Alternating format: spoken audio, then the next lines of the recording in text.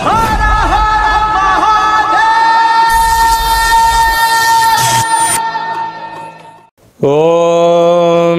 నమః శివాయ.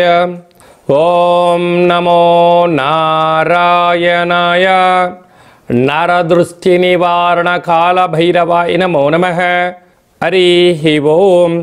నమస్తే అస్తు భగవన్ విశ్వేశ్వరాయ మహాదేవాయ త్రయంబకాయ త్రిపురాంతకాయ త్రికాగ్నికాలాయ కాలాగ్నిరుద్రాయ నీలకంఠాయ మృత్యుంజయాయ సర్వేశ్వరాయ సదాశివాయ శ్రీమన్మన్మహాదేవాయ నమో నమః. హరి ఓం. మా ఛానల్కి స్వాగతం. చూస్తున్న వీక్షకులకు ప్రేక్షకులకు ప్రియ కాల భైరవ భగవద్బంధులకి స్వాగతం పలుకుతూ మమ్మల్ని ఎంతగానో ఆదరిస్తూ ఉండబడినటువంటి ప్రియ సోదర సోదరి మణులు అందరికీ కూడా అందరికన్నా ముందస్తుగా మహాశివరాత్రి పండుగ శుభాకాంక్షలు. 16/2/2025 నుండి 28/2/2025 వరకు పుట్టినటువంటి వారందరికీ కూడా ముందస్తుగా జన్మదిన శుభాకాంక్షలు. గతంలో వివాహం చేసుకున్న వారికి వివాహ వార్షికోత్సవ శుభాకాంక్షలు. ద్వాదశ రాశుల్లో గ్రహ గమనాలు ఒకసారి వీక్షింపచేద్దాం. వృషభ రాశిలో దేవగురు బృహస్పతి సంచార స్థితి, కన్యరాశిలో కేతు సంచార స్థితి, కుంభరాశిలో రవి బుధ శని సంచార స్థితి, మీనరాశిలో రాహు సంచార స్థితితో ద్వాదశ రాశుల్లో గ్రహ గమనాలు ఈ విధంగా ఉన్నాయి. కన్యరాశి వారికి ఎలా ఉండబోతుందో ఈ వీడియోలో సవివరంగా సంపూర్ణంగా తెలుసుకుందాం. కన్యరాశిలో ఏ నక్షత్రాలు వస్తాయనగా ఉత్తరా నక్షత్రంలోని 2, 3, 4 పాదాలు, హస్తా నక్షత్రంలోని 4 పాదాలు, చిత్తా నక్షత్రంలోని 1, 2 పాదములు కలిపితే కన్యరాశి అవ్వడం జరుగుతుంది. చాలామందికి పుట్టినటువంటి కాల సమయంలో డేటా ఆఫ్ బర్త్లో లేనటువంటి కారణం వలన పేరు యొక్క మొదటి అక్షరాన్ని అనుసరిస్తూ ఆ రాశిని తెలుసుకునే ప్రయత్నం చేద్దాం. టో, పా, పీ, పు, ష, అణ, ఠ, పే, పో అక్షరాల వారందరూ కూడా కన్యరాశి జాతకం. కన్యరాశి యొక్క అధిపతి బుధ భగవానుడు. రాశిలోనే కేతు సంచార స్థితి ఉండడం, 6వ స్థానంలో త్రిగ్రహ కూటమి రవి బుధులు కలిసి ఉండడం వల్ల బుధాదిత్య రాజయోగం, అక్కడే రవితో కలిసినటువంటి శని సంచార స్థితి ఉండడం వలన రుణాలకు దూరంగా ఉండండి, అప్పులు ఇవ్వద్దు, అప్పులు తెచ్చుకోవద్దు. ఈ రెండింటి వలన ఆరోగ్య పరిస్థితి మీకు దిగజారే పరిస్థితి ఉంటుంది. దీర్ఘకాలిక వ్యాధులైనటువంటి షుగర్, థైరాయిడ్, అలాగనే బ్రెయిన్ స్ట్రోక్ లాంటి వ్యాధులు దరిచేసే పరిస్థితి కనపడుతుందని చెప్పి గమనించగలగాలి. ఈ వీడియో మీరు చూస్తున్నారు అన్నట్లయితే మీరు మహాదేవుడికి మహాశివరాత్రి సందర్భంగా అభిషేకం చేసే సమయం ఆసన్నమైందని చెప్పి మీరు గుర్తుపెట్టుకోగలగాలి. మహాదేవుడు మిమ్మల్ని ఆశీర్వదించడానికి సంసిద్ధంగా ఉన్నాడు. పెసలను ముందు రోజే నానబెట్టి ఆ ధాన్యంతో మహాదేవుడికి అభిషేకం చేయడం వలన మంచి బుద్ధి, మంచి జ్ఞానము, సత్ప్రవర్తన, ఏది చేయొచ్చు ఏది చేయకూడదు అనేది మీ వ్యక్తిగతంగా నిర్ణయించుకునే సమయం ఆసన్నమవుతుందని చెప్పి మీరు గుర్తుపెట్టుకోవాలి. 7వ స్థానంలో శుక్రరాహుల సంచార స్థితి ప్రేమికుల మధ్య చాలా సయోధ్యవసరం, భార్యాభర్తల మధ్య విభేదాలకు దూరంగా ఉండండి. ఒకరు ఏదన్నా చెప్తే మరొకరు అర్థం చేసుకునే ప్రయత్నం చేయండి, లేకపోతే ఎవరికి వారే యమునా తీరే అనే పరిస్థితి ఉంటుంది. మీ మధ్యలో కొందరు 3 వ్యక్తులు కలగజేసుకొని మిమ్మల్ని విడదీసే ప్రయత్నం కూడా జరుగుతూ ఉంటుంది. బంధువులని, మిత్రులని, సన్నిహితులని లావాదేవీలుగా చూడండి. గృహస్థాశ్రమ జీవితంగానే మీరు చూసుకోగలిగితే చాలా మంచి కాలంగా ఉంటుందని చెప్పి గమనించాలి. భాగ్యస్థానంలో గురు సంచార స్థితి ఉండడం వలన ఆధ్యాత్మిక చింతన, సత్ప్రవర్తన, ఆరోగ్య నియమావళి, ప్రతిరోజు సూర్య నమస్కారం, అలాగనే ప్రతిదీ కూడా ఒక పద్ధతి ప్రకారంగా ప్లానింగ్గా మీరు రాసుకొని ప్రయాణం చేయగలిగితే చక్కనైన జీవితం మీ ముందర కనబడబోతుందని చెప్పి గమనించాలి. రాజ్యస్థానంలో కుజుడు సంచారం చేయడం వలన వృత్తులలో, ఉద్యోగాల్లో, వ్యాపారంలో స్వయం వృద్ధి, సమృద్ధి అనేటువంటి కార్యక్రమాల్లో ఏకాగ్రత, పట్టుదల, ఆపై భగవంతుడి ఆశీస్సుల వల్ల మీరు ఉన్నతమైన స్థిర చరాస్తులు మీరు కొనబోతున్నారని చెప్పి గుర్తు పెట్టుకోగలగాలి. కనుక హోటల్ వ్యాపారస్తులు, చర్మ సౌందర్య వ్యాపారస్తులు, వ్యవసాయ సోదరీమణులు, గృహ భవన నిర్మాణ కార్యక్రమం చేసేవారు, రియల్ ఎస్టేట్ వ్యాపారస్తులందరికీ కూడా ఇది చాలా మంచి సమయం అని చెప్పి గుర్తు పెట్టుకోగలగాలి. ఫిబ్రవరి మాసంలో, మాఘమాసంలో ద్వితీయార్థంలో ముఖ్యమైనటువంటి పండుగల గురించి క్లుప్తంగా సవివరంగా సంపూర్ణంగా తెలుసుకుందాం. 21వ తారీఖున మాఘమాస బహుళ అష్టమి, విశేషమైనటువంటి అష్టమి శుక్రవార సందర్భంగా కాళాష్టమి సందర్భంగా కాళభైరవ స్వామికి స్మరణ, ధ్యానము, పుష్పాండ దీపము యోగదాయకం అని చెప్పి కూడా గమనించాలి. అలాగనే 26వ తారీఖున త్రయోదశి మాస శివరాత్రి, జన్మకో శివరాత్రి అని చెప్తూ ఉంటారు. 11 మాసాలలో 11 మాస శివరాత్రులు, ఒక్క మహాశివరాత్రి పండుగ సందర్భంగా మనమందరం కూడా మహాదేవుడికి యథాశక్తిగా భగవంతుడికి ఫలం, పత్రం, పుష్పం, తోయం అన్నట్టుగా యథాశక్తిగా భగవంతుడికి ఒక కృతజ్ఞతాభావంగా జలంతో అభిషేకం చేస్తే ఆయుష్, పంచామృతాలతో అభిషేకం చేస్తే ధన సంపద, అలాగే మనకు కింద 16 పనులు పైన 16 పనులు ఎలా ఉంటాయో 16 రకములైనటువంటి ద్రవ్యాలతో అభిషేకం చేయడం వల్ల అపార కుబేర సంపన్నులు అవుతామని చెప్పి గమనించగలగాలి. కనుక మహాశివరాత్రి రోజు యథాశక్తిగా దైవనామస్మరణ, ఆధ్యాత్మిక చింతన, అభిషేకము, జాగరణ, స్వామివారికి కళ్యాణ మహోత్సవంలో పాల్గొనడం, ఆ అక్షంతల శిరస్సు పైన వేసుకోవడం వలన గృహంలో ఉండబడినటువంటి వాస్తుదోషం, జాతకంలో ఉన్న గ్రహదోషం తొలగి అఖండ ఆయుర ఆరోగ్యాలని మహాదేవుడు ప్రసాదిస్తాడని చెప్పి గమనించగలగాలి.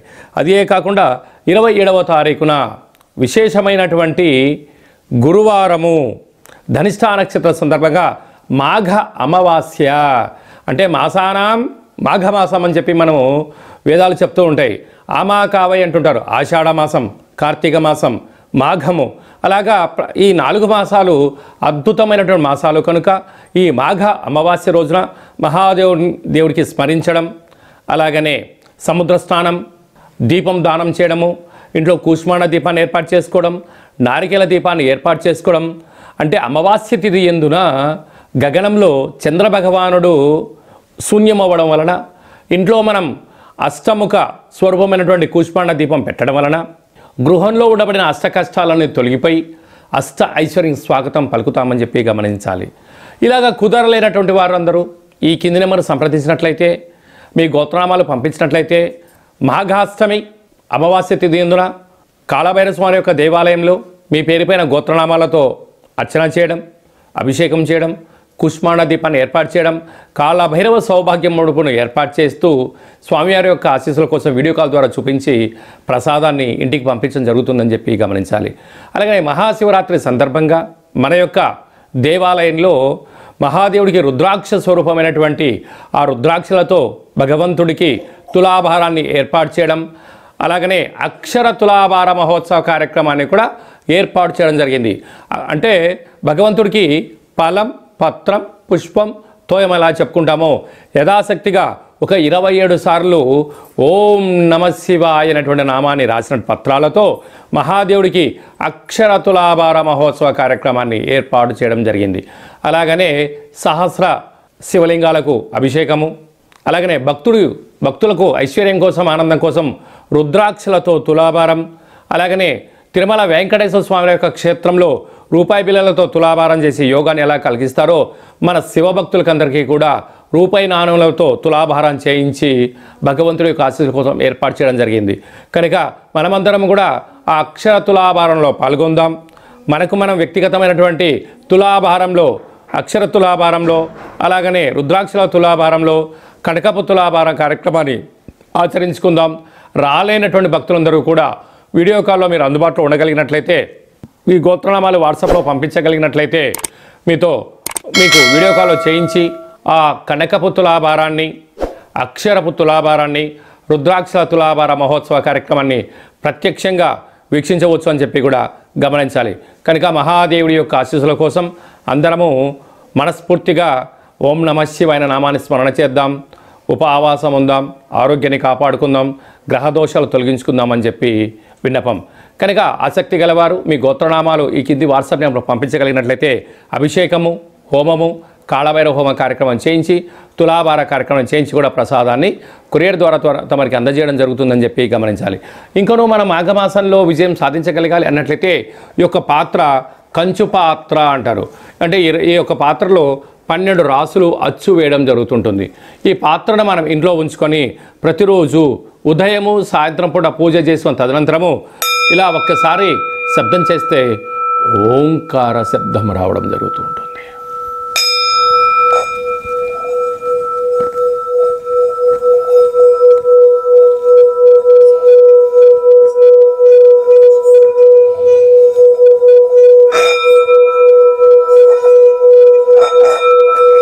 ఈ యొక్క ఓంకార శబ్దాలను సృష్టించడం వల్ల మహాదేవునికి మనం అనుకుంటున్న కోరికలు వినవించుకోవడం, అనుకున్న పనులు విజయం సాధించడం, మనిషి శరీరంలో ఉండబడినటువంటి షట్చక్రాలైనటువంటి మూలాధార, స్వధిష్టాన, మణిపూరక, విశుద్ధ, అనాహత, ఆజ్ఞాన చక్రాలు వికసింపచేయడం, బ్రహ్మజ్ఞానం కలుగుతుంది, అదృష్టం కలుగుతుందని చెప్పి గమనించాలి.